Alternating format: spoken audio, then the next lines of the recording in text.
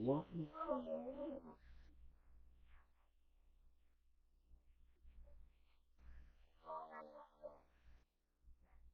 Monday, that's the point, right? It's the afternoon now. What's up?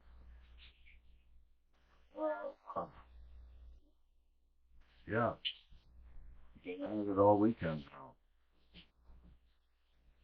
This is Uncle Rico Storytime.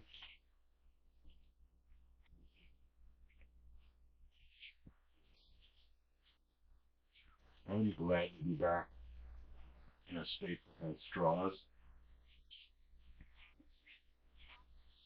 In physics, then I was trying to find positives.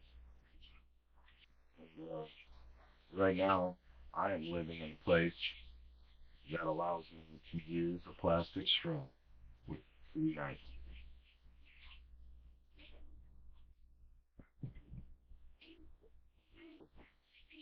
Used to live in California. Used to buy a bunch of boxes of straws and smuggle them into California. I do feel for the sea turtles. Just straws, stuff in their nose and stuff. Get people to stop throwing that fucking trash in the ocean. So recap. Since we talked last, I'm trying to get a backhoe up to my mountain land for months. Huge issue with a ton is now leaking air, by the way. So I'm back to square one with that. Um, and I'm dealing with the seller of the backhoe, kind of flaky musician type, great lady, but she swore she would deliver it for me on Friday after a couple of different issues prior. And, sure enough, Friday morning comes around and she cancels on me. So I rented a trailer, drove up to the mountain with my Titan, my new Nissan Titan, and she overheat. She over. She got hot. She knew her water. She shot water. She had her liquid all over the mountain. So currently, I have before that trying to safeguard. I and bought a Nissan Pathfinder because I do like the Titan. Same Nissan. Bought a Pathfinder with 180,000 miles on it. Tires were long. It was a minor starting issue. It would crank a little before it would turn it over. So I got it down to 3,200. The plan was to drop the backhoe off up on the mountain, swing down the trailer, pick up the Pathfinder, drive it into Aging, drop it off to the mechanics, and do it. Uh, when the Titan broke down, I fucked around with that for 6 hours. While Tammy said she was going to come pick me up. 2 hours later, she said she couldn't. His buddy drive up and pick me up in his Ford. We hooked up the trailer, started up the mountain. His four-wheel drive didn't work. So the first incline we got to, he didn't make it. So we offloaded the trailer. I offloaded the backhoe, almost kicked it, taking the tire, leaking air. And we got it off the mountain. It's not off the mountain, but off the trail. Pulled over on the side of the ridge range, maybe 2 miles south of my land.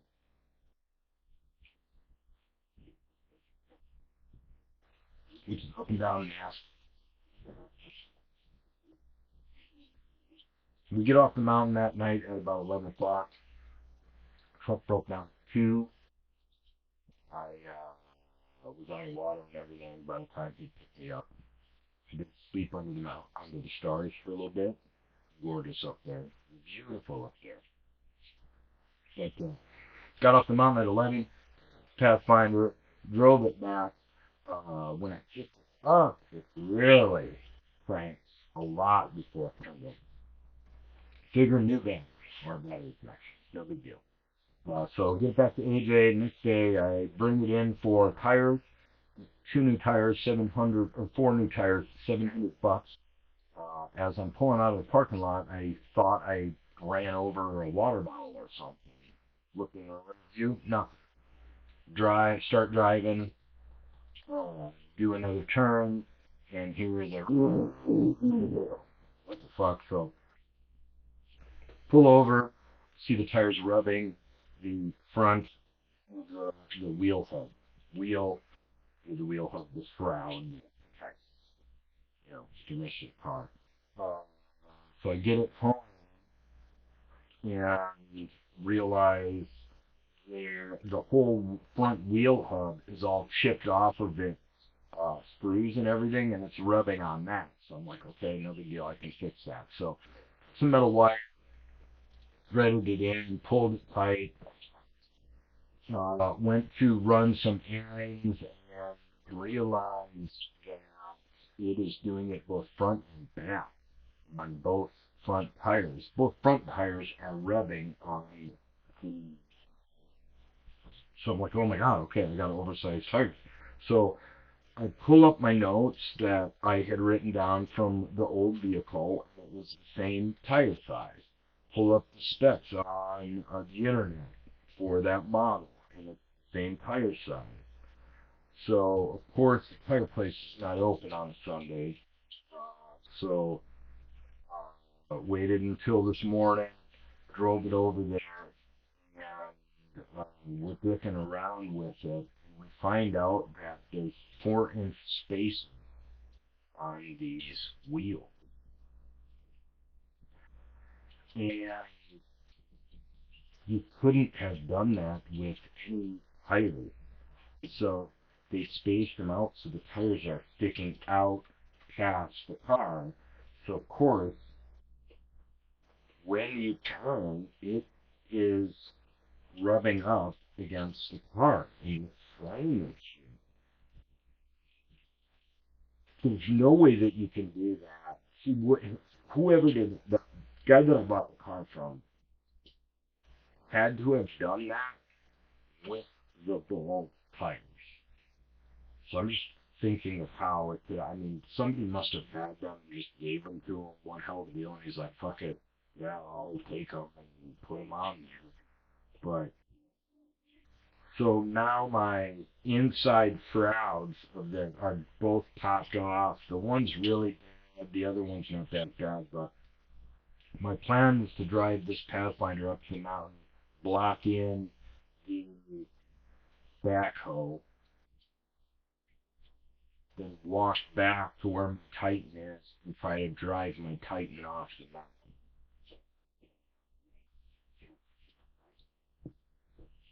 Once I got the tires fixed, I don't want the starting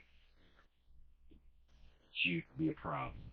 So Sunday, when I knew that I couldn't drive it because of the tires, I said, well, let's fix the starting. So I went to take the battery out, and I realized that the battery terminal is stationary. It's not a cable. Positive one is just the starting wire, engine wire, running up this post, and then there's a fixed clamp bolt in the cap for the battery post. The battery out, I had to like undo the post, finagle it up, sweep the terminal out, pull the battery out, finagle that fucker out of there, and get the new battery in. And I realized the positive post is on the bottom of the battery. The one I took out is positive top left, negative top right. Battery I throw in is positive on the bottom, negative on the bottom. I look at all my other batteries. They're all the same. So of course the stationary terminal battery positive post here. So test both batteries. The battery I put in was testing at 13.5. The old battery is testing at 12.6, which isn't that. So throw the old battery in just because it'll fit. And I put the cap on the post, and it really doesn't even fit.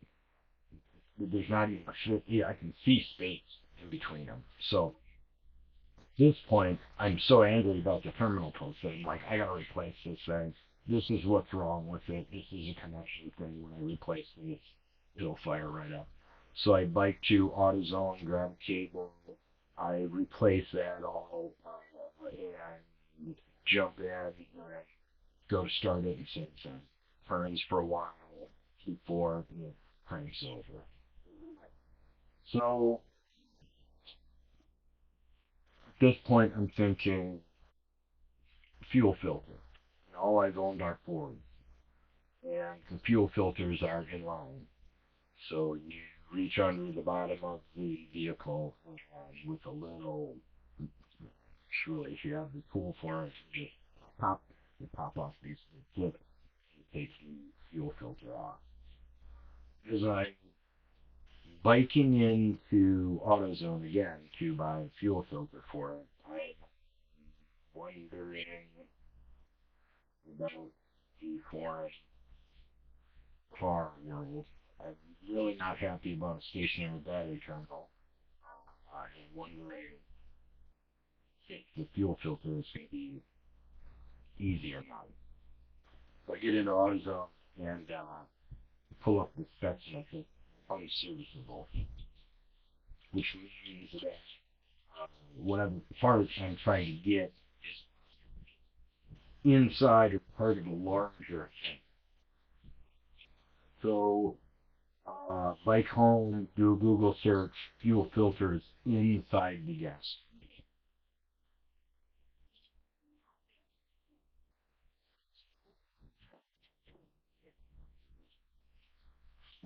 So after the tires were done today, I bring it over to my mechanic. Rewind.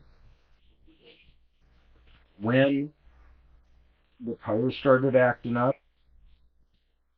the driver's window thing started getting spotty, and um, the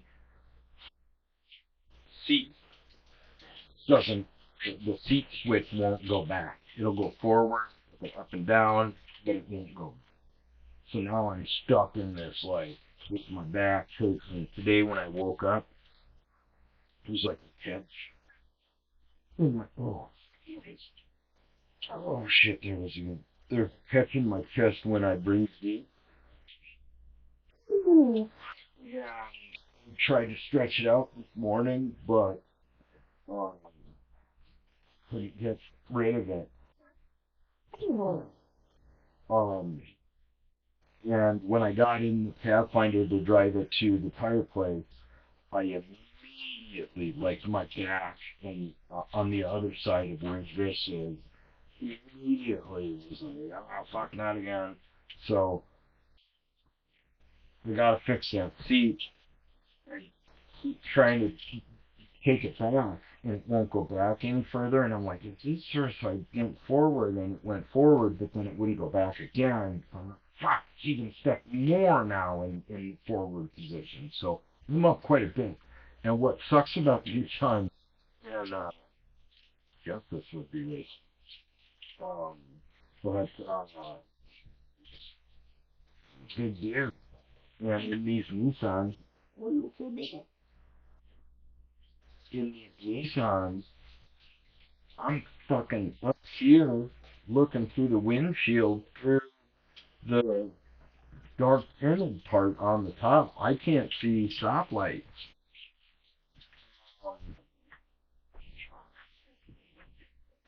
So, but yeah, the seat is brutal. So I took it to the mechanic and figures with the fuel filter, it wouldn't die on the mountain, but I can't put in that position for 2 hours.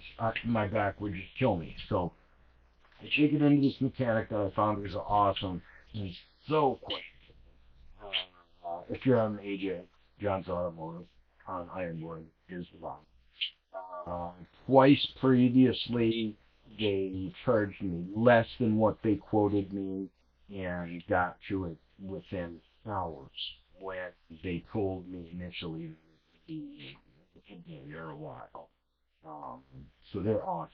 But I dropped it off and I'm like, look, there's a starting issue. There's uh, seat, the seat problem is a priority also. If you can get it to the back position and disable it somehow, fucking perfect.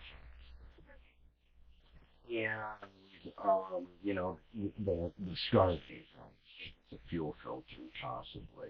It doesn't crank right away, but once it's warm, it fires up immediately. So it's weird.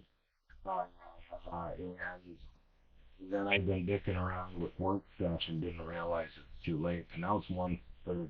So at this point, it's probably too late. I called my guy and was like, "What up, man?" And he's like, "Boy, we really don't know. It's not fuel filter. It's not this. It's not that. We're kind of checking all these things, and it's just kind of weird, blah blah blah."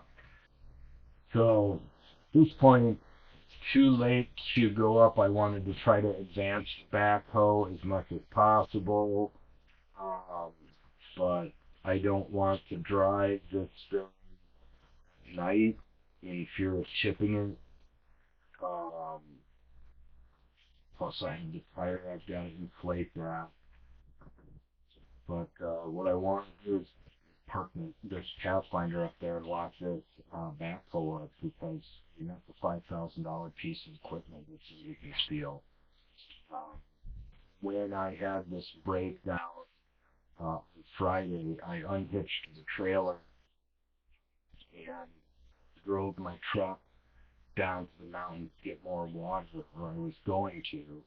This is fun. I start driving down there. I had to walk back and forth from where my truck and backhoe is to where I have cell phone coverage. So after I unhooked the truck, I was like, fuck it, I'm just going to drive it down there. That way I can, hang out in my truck and, if it breaks down there. So I got poured all the rest of my remaining water in my truck, in my radiator, and drove down there. And it kept running. And the temperature changed at all. So I think I just overheated it with towing. So I'm feeling confident. I let it run for a good 15, 20 minutes. Call my mechanic buddy up. He's like, yeah, maybe you just overstressed it. So the plan was to drive down to the foot of the mountain to one of the two of the restaurants that's down there and just fill up all my stuff with water. So tired and exhausted. I've been up there already for like 6 hours. Drive pretty much all the way down there and then decide, you know what, you've got one bottle of Gatorade, buddy, that's enough. Let's quit dicking around. Let's go back and try to hook this trailer up and just take it easy.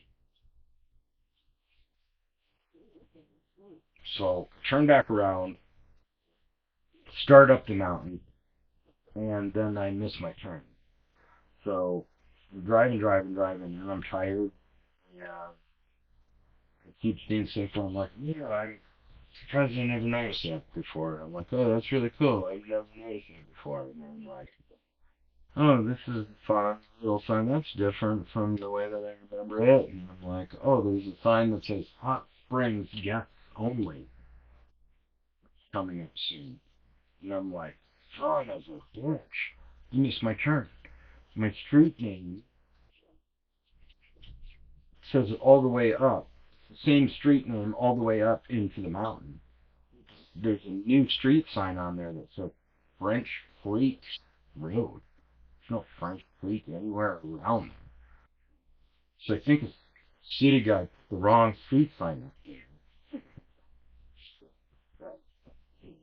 but yeah, so I had to drive all the way down. I drove probably a half hour up into the mountain, half hour down, and then a half hour to where my stuff was.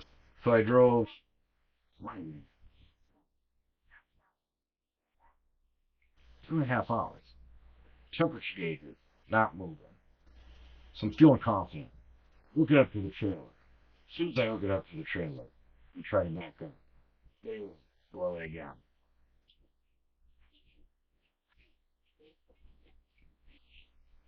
So that was the end of that. Took the truck off, and that's what kept the nightmare going. So, but in the middle of all of that, more fun stuff has been going on. My fantasy game has just been shit itself.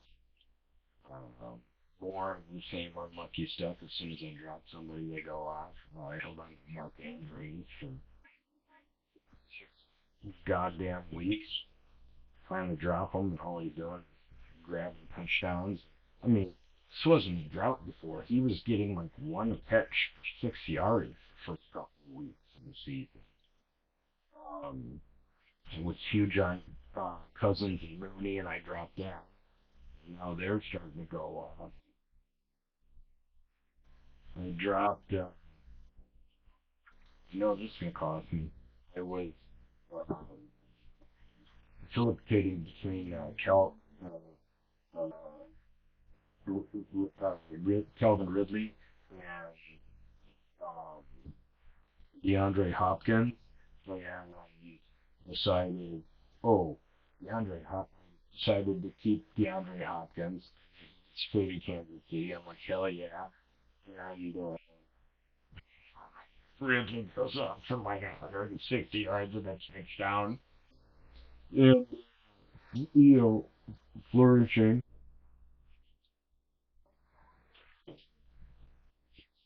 Hopkins, I think, got like three for 40. Whatever. No big deal. I found out the more thanked me over. I did the podcast with Wondershare. One of the products is Filmora. So in February when I started doing this, I paid like $80. It's open source. And I paid $80 for like a lifetime thing. I'm like, yeah, that way I don't need to worry about it. Right? So I went to open up Filmora on the last podcast. Stop, brother. Stop. And they told me to update. So I updated. And then once I updated, pop-ups, pop-ups, pop-ups. I'm like, what the hell? I logged in. I see my picture there. I see my profile. I have all my projects. What's going on here? I uploaded the podcast to YouTube. It's got this watermark across it. Keep telling me to upgrade. So call the number. I called the number today, and I'm like, look, I paid this. I'm looking at the receipt, the online receipt here. It says perpetual membership. Perpetual means I'm dead, man. And he goes, oh yeah, that's for. Oh, I figured it out. That's for version 13. I go, did you upload version 4? Are you using version 14? He says. I go, yeah, that's what I told you at the beginning of the thing. I told you I did. I had to update, and I'm getting all these ads and pop-ups and stuff. Now I want to, do the thing. And he goes, oh yeah, your membership is good for that version 14 software. What? Go what? I go, it's for Filmora. And he goes, well, it's for Filmora 13. And I go, well, so this lifetime membership is a lifetime membership just for that version of software? And he goes, yeah. And I go, this version of software is going to be obsolete soon, some point. He goes, yeah, at some point. And I go, how often do you guys do updates? I bought this in February. It is 8 months later, and you're doing an update. Do you do an update like once a year? He goes, yeah, about that. I go, is it more than that? And he goes, it's hard to say. It just So I had to delete it, re-upload version 13. So if you watch my previous podcast, this one will not have a watermark in it.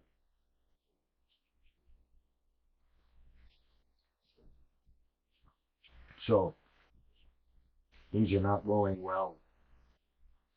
But I found a store that has lemon lime Kool-Aid, finally, which is the best flavor of Kool-Aid.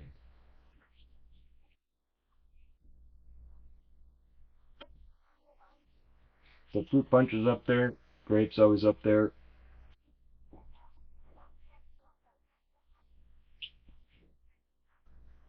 Demographic of my buddies would probably argue that grape is, but it's lemon lime.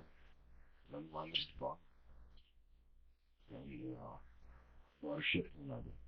So there was saw a video of a youth football player swinging his helmet, and I called this after called this when Aaron Donald did it the first time. You know, no repercussion. Uh,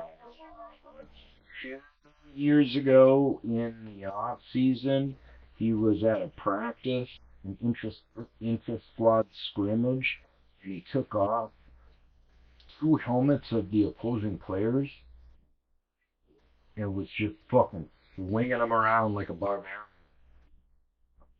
And I did a podcast about how when I was younger, this the leader, the quiet leader, who never says anything to me at all, said anything at all to me while I played football. Uh, what he said, what he said about using your helmet as a weapon is like, I mean, it's one of those things that's it's unheard of when that went unchecked because uh, the team was going to handle it in house. It wasn't an intra-squad scrimmage. It was team practice, but they had video footage of. So that's why it became a huge thing. But he then went on and did it the off season after that also. So this is an ongoing thing with this guy. But either way, I called it in a podcast and I said college players are going to start doing it, and they have. Young kids are going to start doing it, and they have.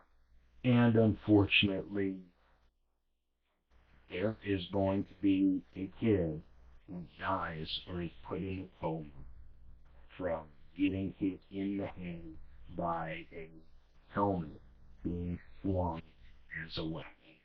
And when that happens, the person that does it should be, uh, that is assault with a deadly weapon. Donald should have been prosecuted when he did that. Um, so, uh, yeah, I saw that video when I was at the gym. I saw, it was a rough go. I saw that video and then I saw Preacher, the ads for Preacher to show that was on, I think it was on Azure. That is, I think, coming over to Netflix or something, so I can wallow in my sadness there. Preacher was one of the reasons why I decided to drop my agent when I was acting. We had a chance to audition for, Joe was having a problem casting his character. He's just, one that, um, goddamn it, he's actually his name out. So we'll say killer, something like that. But they brought outside agencies into it. And there's this scene in there where the U.S. military is against him, and they just fucking let him have it. And he kind of looks at it, and he's like, "These are gone." And I'm so excited try to audition for that. I was going to do it in my cowboy hat, my hair down. And then the agency decided to not cast for it because of the violence and the language. And I was like, you know what, that's really my alley. So I don't want to limit, you know, my roles. So I decided to give them that, and they brought me in for an audition for. It was one of those stupid crime first responders, firefighters, came down in Florida or New York or Vegas. It wasn't Vegas, but I think it was down in Florida if I remember correctly. But they were casting extras for one of those shows, and they brought me in for this family man, kind of timid, very reserved, and doesn't like to take any chances. And they brought me in for this, so it was, interesting to try to make myself look unassuming. I wore some fake glasses, and went in there and did an audition, and knew that they were also casting for this firefighter. This is when I first moved into town. Boom, I did acting. And, is this my mechanic? No, maybe. Hello? Yes. Hi, Samantha. That's Cheryl. You should have a contact number for her. Okay, thank you. Bye bye. Crap already.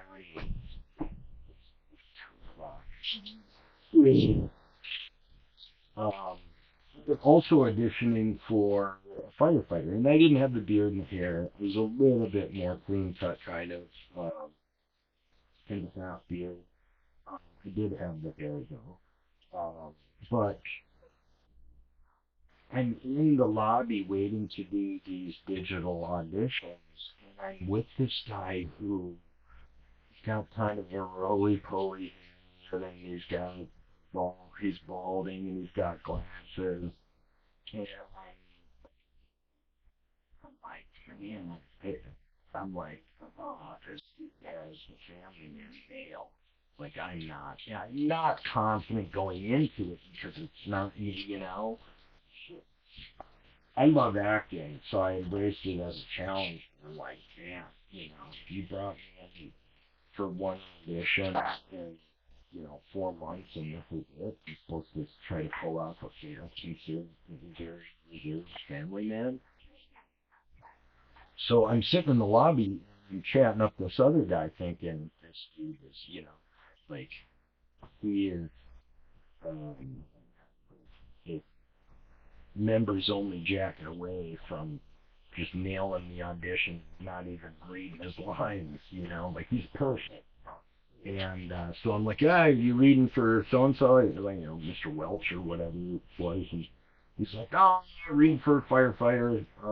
The show, da da da da da da. I go, yeah, that's what I'm reading for, and I'm reading for, the family man in the scene. And he goes, oh yeah, the da da da scene, and I go, yeah, and he goes, oh, I wonder if they'll let us read it together, and I'm like, we can't read it as Mr. Welch and Mr. Welch, and then I'm like, I keep confused because and then it like kind of sunk in. I'm like, oh, you're reading for the fit athletic fireman, and I'm reading for the nerdy family man. Okay. Oh, shit. Audition for me from me. I left there and I was like, yeah, I'm done with you guys. I didn't figure. I was like, you know what? Everything is going to electronic audition, and I can record this at home. I can put a sheet up against the wall and record myself doing the sides and feel more comfortable and be able to pick my roles. And then I don't have to give you 20%. So that's what got me to get rid of the agent. But it was originally the teaching role. So I kind of looking forward to watching that and getting angry and pissed about what could have been.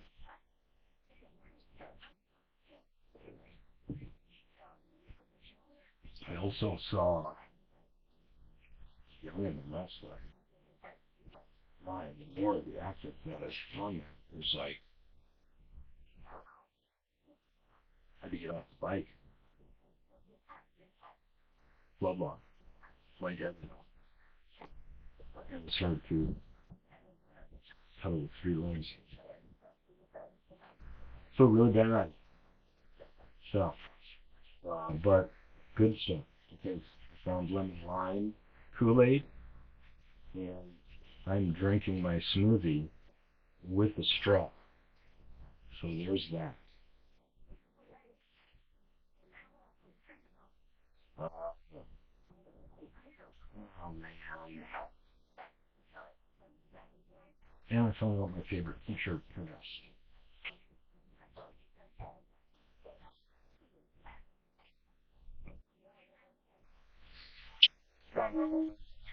I had a high school teacher when I was in high school. Dad passed from cancer. And I had a hard time with it.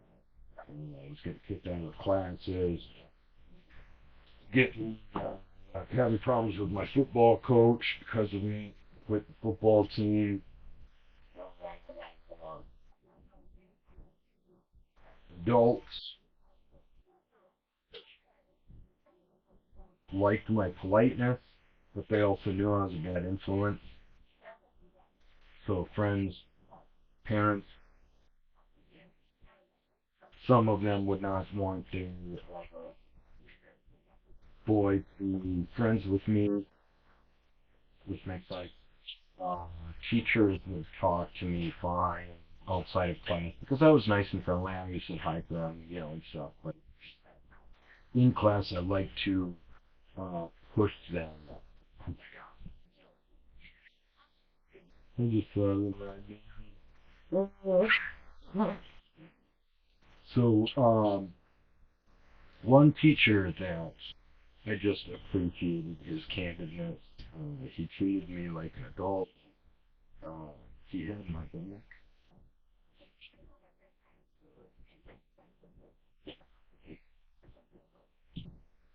through while I was struggling with my dad's passing. And he was wrestling or wrestling coach, and phenomenal. Uh, he started this uh, wrestling tournament bi-state in Wisconsin, which is huge. And you're from a small town in Wisconsin. And, he had us competitive as a team. He'd churn out state champions, have lots of guys competing for state championships. Just hell of a dude, and was able to impact a lot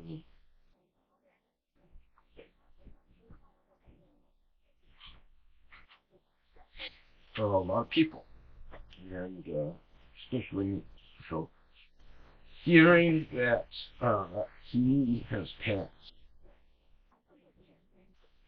was also rough.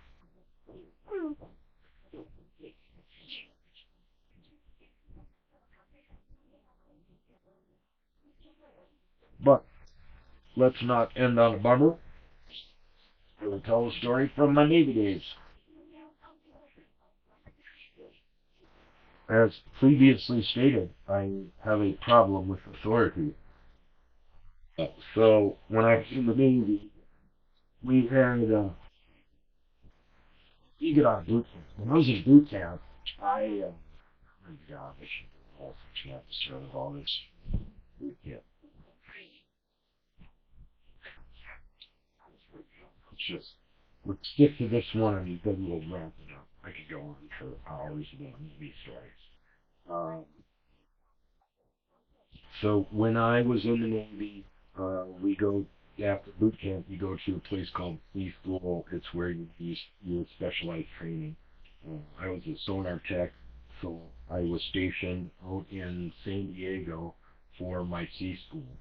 So you muster at like 5 or 6 in the morning, uh, bang out some study or some classes, some school, some work, some drilling, and you're pretty much free to go, from 1 to 2 in the afternoon. So we go to the beach, we booze, and then we, do the same thing over and over again. Wash, rinse, repeat. Um, when I was in the sea school, we had, they're not RDCs, I forget what they call them, but they're pretty much RDCs at the sea school. We had a 2-man team, good cop, bad cop. And the good cop was the um, an opie looking, super, super nice, and like, well, shucks, kind of, um, petty officer Brensky, because that might hurt his team. That might be the wrong name. But the shorter guy was from New York, was the damn cop. And he was who I decided to push his buttons. And the officer Rancourt, I believe. And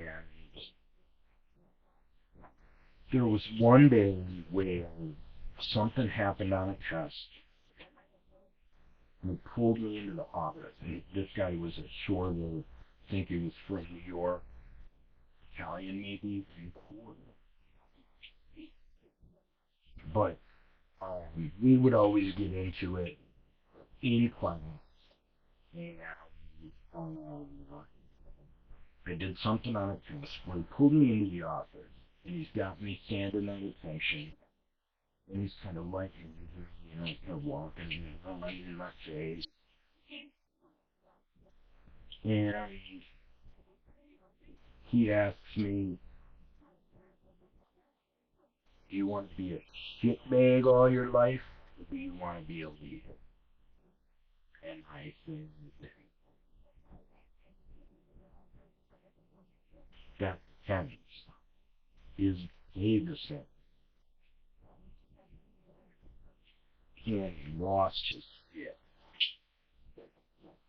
He's standing there in the office with like all the other LDC types in their little cubicles, and he starts just swearing at me. He can't formulate sentences. He can't. He's just like, what the hell? Like, fuck,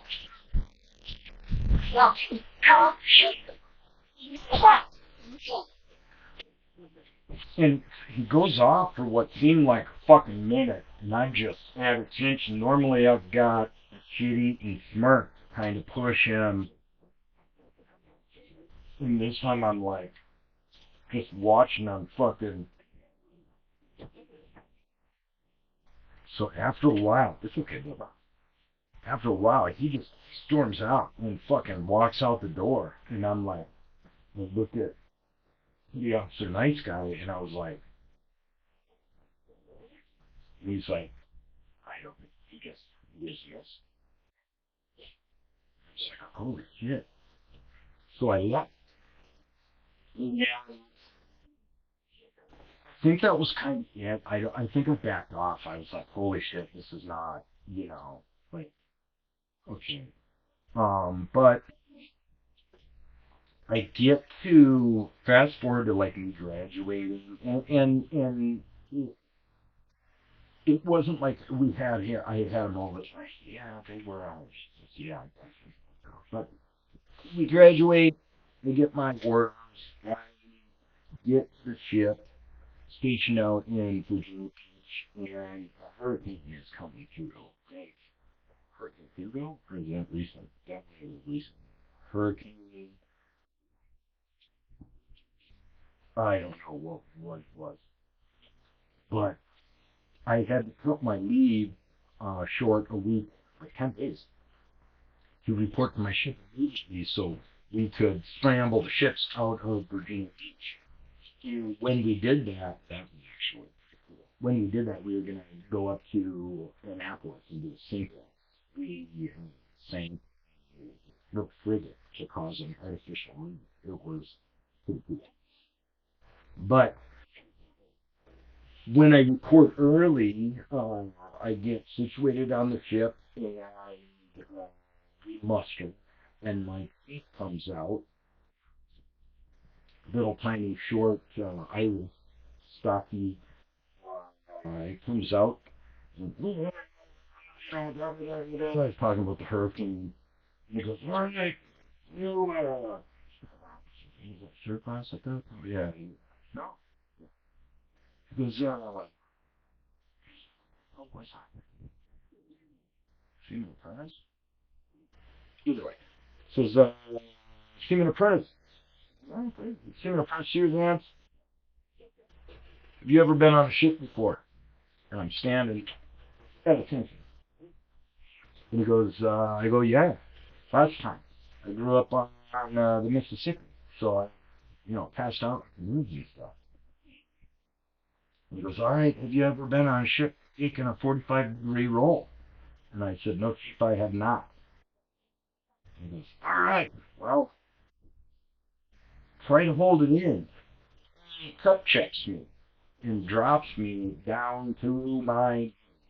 And I'm thinking, like, should I get up or puke or.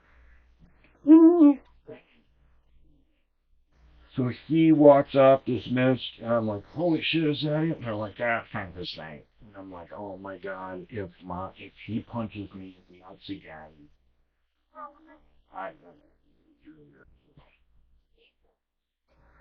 So they dismissed, we kind of dispersed, and walk inside, and the chief finds me right away. Susan, come here. And I go, yeah, what's up? And he goes, yes, what's up? Yes. He goes, yeah, you're coming from San Diego. And I said, yes, chief. And he says, Petty Officer Rancour is a friend of mine. Yeah. Give me a heads up. And he goes,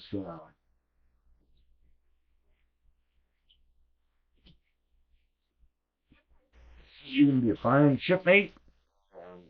My eye on you. Because you're going to be, in addition to one of the moments in my life where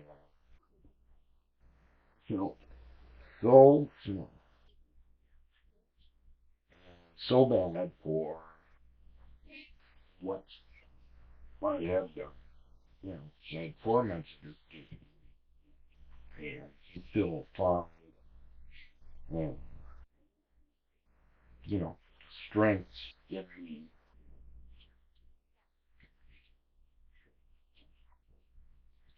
And believe me, the other time where I felt really shitty was when I settled in Virginia Beach.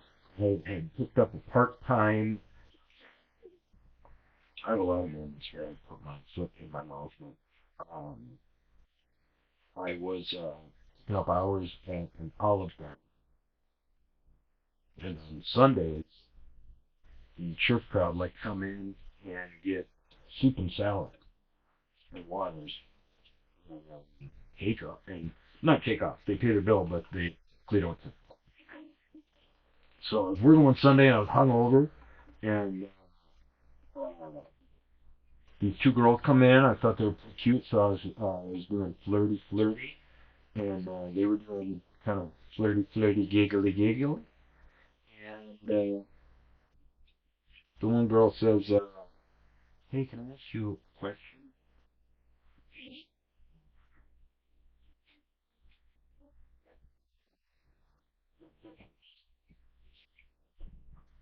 And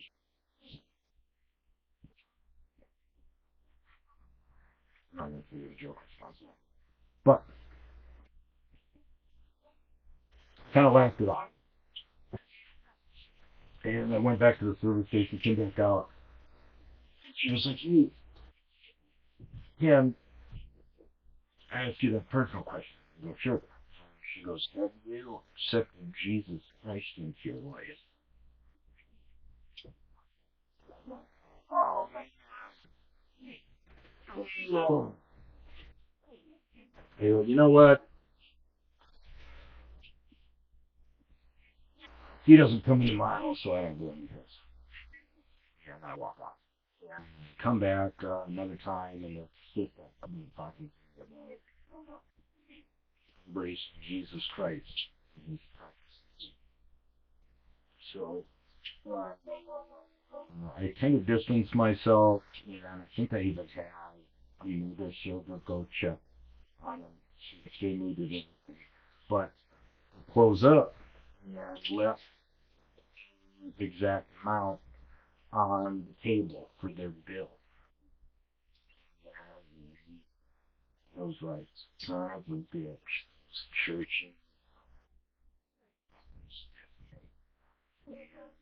Underneath one of the plates was a brochure for, Jesus and his teachings.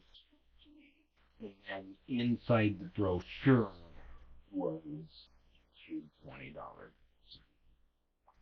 which I'm sure was huge for two younger girls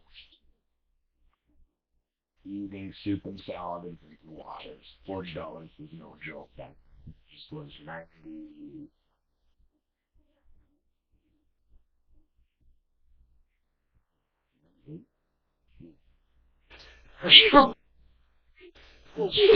Ooh, 98 probably. Yeah. But again, I was like, oh my god. And I even went after I saw the exact footage, I even went back to the fueling station and grabbed all shit out of it. And then when I went back to bust off the table, I'm like fucking stupid and flipped it over and I was like,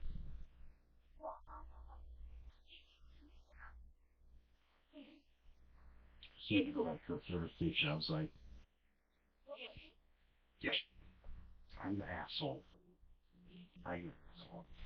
Also, while I was working at Seven Olive Garden, there was a very attractive black woman who was alone at this table. She was there probably 2 hours. When her date showed up, he was he talked on his phone a bunch and then left her there. I think he was only there maybe 20 minutes. He did not eat. She ordered food. He did not order food. He bolted right away. So I was a dick to him very easily. He was so preoccupied with himself, he didn't know that I was leaving. But then after he left, I'm talking to the girl, and it was Magoo from Timberland, and they had a couple of hits back in the '90s, and then Timberland did his, and Magoo basically got kicked to the curb probably because he was an asshole. But uh, That was when I was younger. So now that I'm older, I'm sure this he probably was probably a mistress or something, or who knows. Either way, uh, she was treated like that, and that being said, so it's always Tuesday. We still don't know what's wrong with my car. Got a backhoe and a truck up on that mountain. I don't like it. Got a switcheroo. I got a lock the camp out. But we have gone down the valley the last couple of days. We are going to be coming up. Oh, cool. Uh, you know, you weather the storm, then good things happen. So, yeah, it was it's a safe because it's going to be an awesome bunch of really awesome, great shit that I'm going to be shouting about. The nice fun. Okay.